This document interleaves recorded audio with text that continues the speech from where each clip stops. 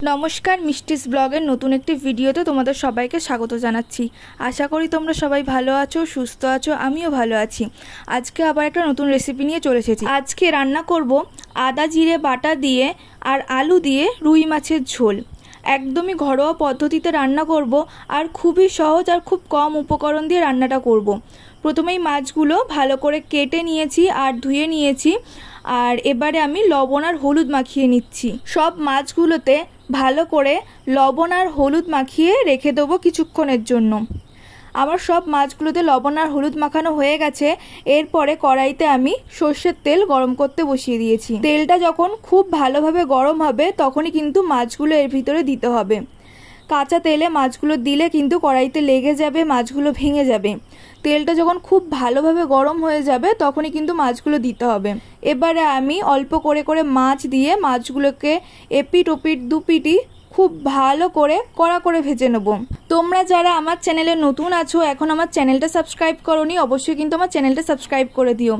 आमार चैनेले नतून नतून रान्नार भिडियो और डेली ब्लग देखते होले अवश्यई चैनेलटा साबस्क्राइब करे दिओ। साबस्क्राइब करे पाशे थाका बेल आइकनटी अवश्यई किन्तु प्रेस करे दिओ, ताहले आमार चैनेले आसा नतून नतून भिडियोर नोटिफिकेशन तोमादेर काछे आगे पौঁছে যাবে।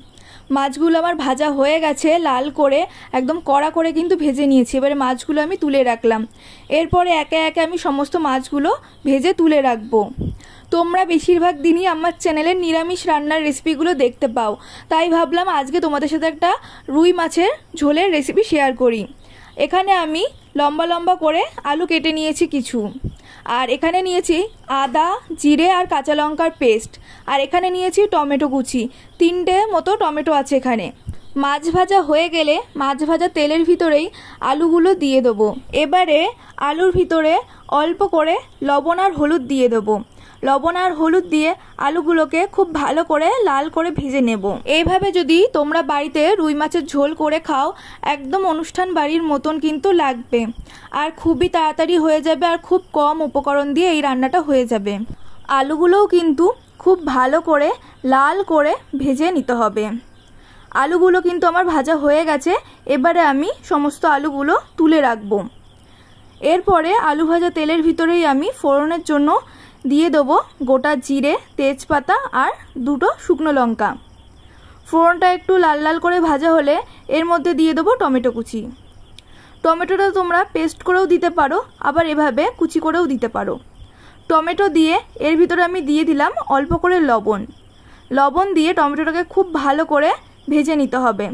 নরম হওয়া অবধি টমেটোটাকে আমরা খুব ভালো করে কষিয়ে নেব। টমেটোটা যখন খুব ভালোভাবে নরম হয়ে যাবে তখন আমি এর ভিতরে আদা জিরে আর কাঁচা লঙ্কার পেস্টটা দিয়ে দেবো আর দিয়ে দেবো কিছুটা মশলা ধোয়া জল।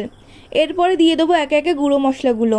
দেবো 1 চামচ ধনের গুঁড়ো, 1 চামচ কাশ্মীরি লঙ্কার গুঁড়ো, 1 চামচ চিনি আর দেবো স্বাদ মতো লবণ আর পরিমাণ মতো হলুদ গুঁড়ো।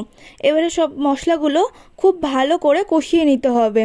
যতক্ষণ না মশলার গা থেকে তেল বের হবে ততক্ষণ কিন্তু মশলাগুলোকে খুব ভালো করে কষিয়ে নিতে হবে।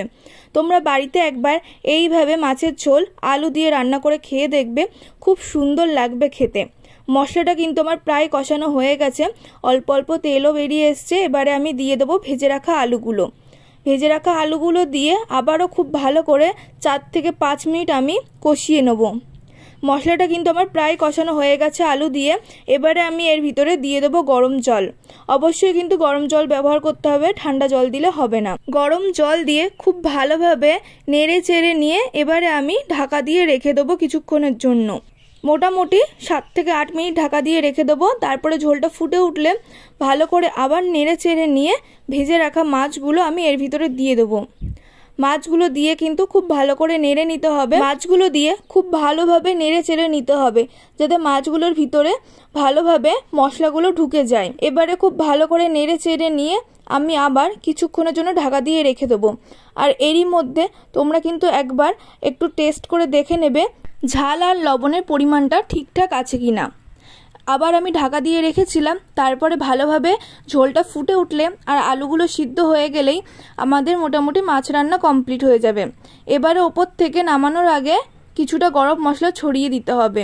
দিয়ে খুব ভালোভাবে নেড়ে চেড়ে নিয়ে নামিয়ে নেব। আর এই মাছের ঝোল রান্না করাটা কতটা সহজ তোমরা তো দেখলে। অবশ্যই বাড়িতে একদিন ট্রাই করে দেখবে আর আমাকে কমেন্ট করে জানাবে কেমন হয়েছে। আর কতটা সুন্দর হয়েছে দেখো কালারটা, একদম অনুষ্ঠান বাড়ির মতো কিন্তু লাগছে মাছের ঝোলটা। তোমরা কিন্তু বাড়িতে এইভাবে একদিন অবশ্যই বানিয়ে দেখবে, দারুণ হবে টেস্ট। আজকের ভিডিওটা এই অবধি, ভালো লাগলে লাইক কমেন্ট শেয়ার করে দিও, আর যারা নতুন আছো চ্যানেলটা সাবস্ক্রাইব করে দিও। আবার দেখা হবে অন্য একটা ভিডিওতে।